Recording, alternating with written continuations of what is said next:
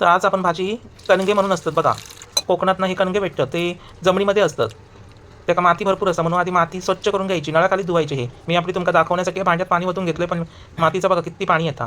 स्वच्छ धुवून झाले ना का कुकरमध्ये येत ना, त्याला 4 शिट्टी करून घ्यायची, जास्त करायची नाही, कारण ह्याची भाजी करूची जास्त केलास तर त्याचा किमाट होऊन जाईल. आणि 2-3 चमचे मीठ टाकायचा, उकडवताना मीठ वाईस टाकायचा. आणि नंतर मग तुमका वाईस असं तुकडो आणा, उकडवून झाल्यावर थंड झाल्याच्यानंतर वाईट तोंडात टाकून बघायचं मीठ लागला काय, अशाच सांगतं ह्या, कारण नंतर मग भाजीत तुम्ही मीठ टाकू शकतास. आता मी कुकर लावून घेतले, त्याचे 4 शिट्टी केले, नंतर ते सगळे सोलून घेतलंय व्यवस्थित.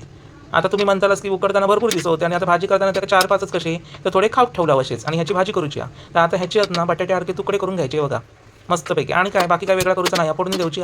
तेल टाकायचा कढईमध्ये, जिरे आणि राईची फोडणी द्यायची मस्तपैकी तडतडान.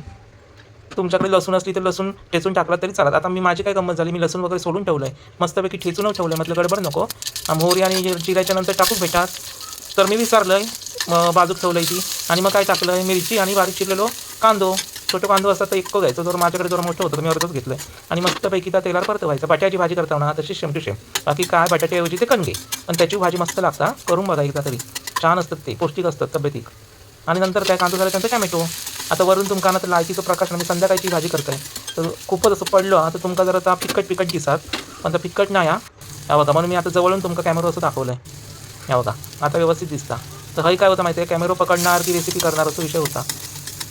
आणि मग त्याच्यात हळद टाकलं आहे. आता हईसून हळद पिवळी दिसता, पण वरून आता मी स्टँडवर कॅमेरा लावलं आहे ना, म्हणजे मोबाईल लावलं आहे ना, का वरून तर आता पांढऱ्या दिसलं जा बघा. समोरच्या काय वाटतं ना टाकल्यान की नाही हळद. आणि नंतर मग हे कापं केलेले आहेत ते असे परतून घ्यायची बटाट्यासारखी फोडी ही बघा, सगळं मिक्स करून टाकायचं त्याच्यामध्ये. मस्त लागतं ही भाजी, करून बघा नक्कीच सांगतोय, 2 वेळा चांगलं आहे. चांगलं असं मिक्स करून झाल्याच्या नंतर मग परत थोडा मीठ टाकायचं, कारण अळणी वाटत होता, मी म्हणून बोललेलं आहे ना की जरा एक तुकडं असं खाऊन बघा असं विषय. मग परत परतून घ्यायचा मस्तपैकी, गॅस बारीकच ठेवायचं, नाही तर ती जळतरी. बटाट्याची भाजी तर तुमका माहितीचा कशी करायची ते.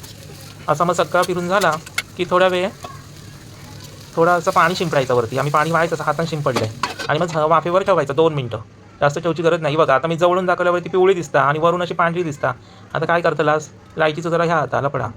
आणि नंतर वरून असं खवलेलं नारळाचा खोबरा असतं, ओल्या नारळाचा, तर किसून टाकायचं मस्तपैकी. भाजी रेडीच असा, ही भाजी अशी करून बघा, मस्त लागता. आणि माझ्या रेसिपी आतापर्यंत जसं सपोर्ट केला तसंच लाईक कमेंट शेअर करा. माझ्या चॅनलची लिंक सबस्क्राईब करा, शेअर केलास तर कोणतरी सबस्क्राईब करेल. धन्यवाद.